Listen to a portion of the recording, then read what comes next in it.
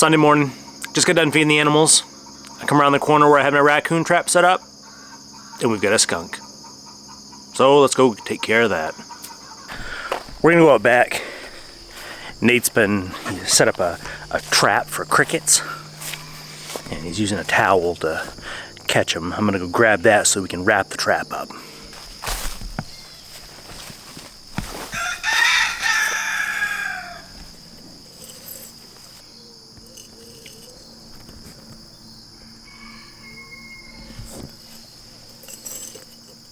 I'll let him know about his cricket later. Catching crickets so we can feed him to his chicks. But for now, let's take this towel and go take care of that skunk. So when it comes to releasing skunks, all right, skunks will bluff the heck out of you.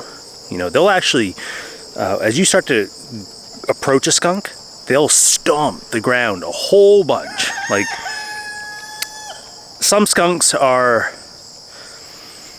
much more ready to fire than others, but they will bluff the heck out of you.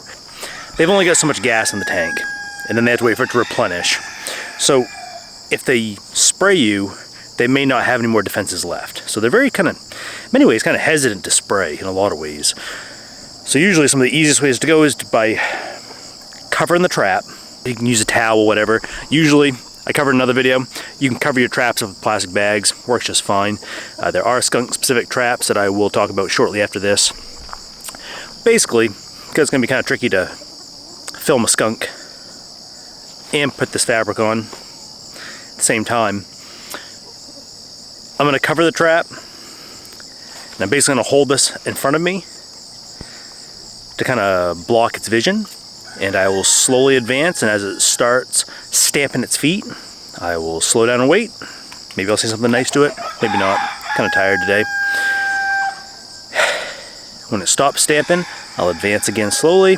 When it starts to stamp, I'll stop, and we'll just kind of do that cat and mouse game and allow it to acclimate to me moving on it. Then once the entire trap is covered up, then I can actually pick it up and take it wherever I want. But honestly, I'm not really worried about it getting into any mischief, so I'm just going to open the cage up and just let it go, and it can just go back down the woods, and that should be the end of that.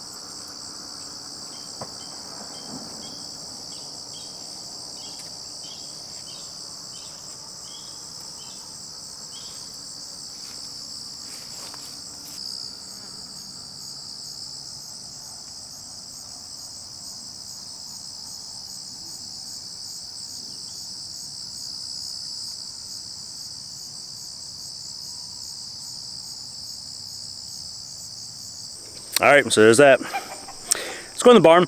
I'll show you a couple traps that work really good for skunks. Specifically for skunks. Alright. Alright, so that's it. That little rascal was being super foolish. It was grabbing onto the towel that we had and trying to pull it into the cage with it. It was being wicked foolish. So you can take any regular cage trap that you have, and so long as you wrap it up, you're not going to have any issues with skunks. The trick with skunks is just being ultra zen. Just taking your time, not being in a rush. You're going to have some skunks that are far more prone to spraying than others. They're just high-tempered. Some are super chill. You could throw them in the back of your truck and they don't even care. That one there, I had to kick the cage a bunch of times for it to finally realize, like, hey, quit chewing up the towel and get out. Go play in the clover and the forage and eat some bugs and grubs and stuff. One thing, if you have Japanese beetles, skunks prey on the larvae in your lawn of Japanese beetles. So if you're having a Japanese beetle problem in your gardens, keeping the skunks around is a good thing because they interrupt that life cycle of the Japanese beetles. They will kill your lawn in the process, but who the hell wants to mow a lawn anyway? I'd rather have veggies and crops. So they're not bad to have around. Until they get in your coop and start stealing your eggs, or under your house where they could spray. Otherwise, let them roll. So if you need to trap specifically for skunks, you can pick up one of these tube traps. These things are great. They're designed specifically for skunks. They can go inside. It's a dark cubby. They can't see what you're doing. So when it's time to, you can set them up over a hole, and when it's time to roll, you can go over, just grab it, take off, take the back off. They can walk away and you're on your way.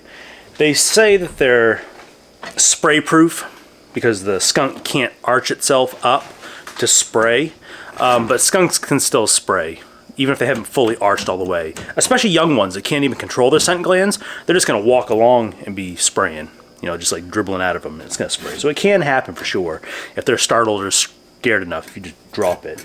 But for the most part, because they don't see you, they won't spray. And that's where these traps, if you're catching a lot of skunks and doing a lot of relocations, they can be useful. But they're kind of expensive. So as a homeowner, I think you're better off just going like with the 10 by 12 cage trap and then wrapping it, if need be, for skunks. Then you still have the trap for raccoons and groundhogs, and if you have to take the cat to the vet, you can stick them right in there. But anyway, these are just another option for you. Hopefully you don't have any issues going on right off with skunks. But if you do, there's one more tool for your toolbox. So, if you have any questions, I can help you out, let me know. And thanks for watching, and I'll see you next time.